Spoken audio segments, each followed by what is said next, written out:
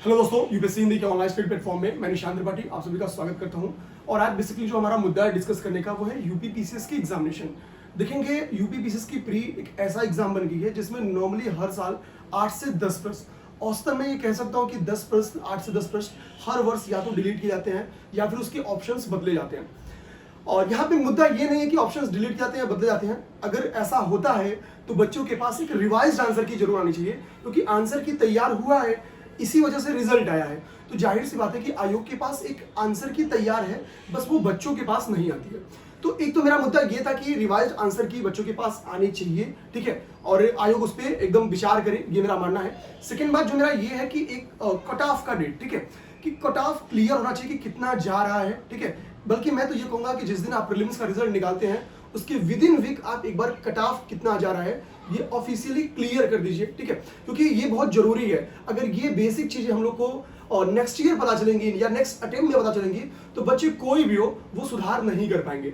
For example मैं बताऊं कि इस बार मेरे कई ऐसे स्टूडेंट्स हैं जिनकी 90 प्लस क्वेश्चन सही रहे पर उनका रिजल्ट नहीं हो पाया है। तो जब 90 प्लस क्वेश्चन सही होने के बाद लोगों का रिजल्ट नहीं हुआ है तो इस बार बेस्ट बच्चों के ऊपर अब बहुत क्वेश्चन मार्क आना शुरू हुआ कि पढ़े क्या, हुआ क्या, क्या क्वेश्चन डिलीट होने की वजह से रिजल्ट रुक गया है या फिर अदर कोई रीजन रहे और रुकने के।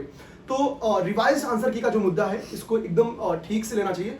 और दूसरी बात एक चीज और समझनी है, आयोग के पास मैं मानता हूं कि बहुत सारे वर्क है, ठीक है, एक दो नहीं बहुत सारे वर्क है, लेकिन जो उसमें सबसे ज्यादा और सबसे महत्वपूर्ण वर्क है वो है पेपर, प्रमाणिक पेपर का बनाना। अगर 150 प्रश्नों में से हमेशा 8 से 10 प्रश्न विवादित हो जाएंगे तो ये आयोग के ऊपर एक क्वेश्चन मार्क खड़ा करता है। इस क्वेश्चन मार्क को जितना जल्दी खत्म किया जाए, अभी आयोग ने कई विशेषज्ञों की टीम को फिर से निकाला है, ठीक है, तो ये बताता है कि कहीं ना कहीं की अल्प विशेषज्ञता तो अंदर थी, और अगर ये अंदर नहीं अल्प विशेषज्ञता रही होती तो हर वर्ष 150 प्रश्न में इतने प्रश्न डिलीट होना ये अपने आप में एक बड़ी दुविधा खड़ा करता था। तो विशेषज्ञों को निकालना ये एक अच्छी कदम है, ठीक है, अच्छे जो विशेषज्ञ हैं उनको टीम में फिर से शामिल किया जाए। लेकिन जो कट ऑफ वाला बात है, जो रिवाइज आंसर की का मुद्दा है, ये आयोग को जल्द से जल्द सॉल्व करना चाहिए। और केवल इस वर्ष नहीं, ये हर वर्ष एक शेड्यूल बनाना चाहिए कि भाई रिजल्ट निकलने के इतने दिन बाद आपकी कट ऑफ रिवाइज्ड आंसर की ये हम लोग जारी कर देंगे।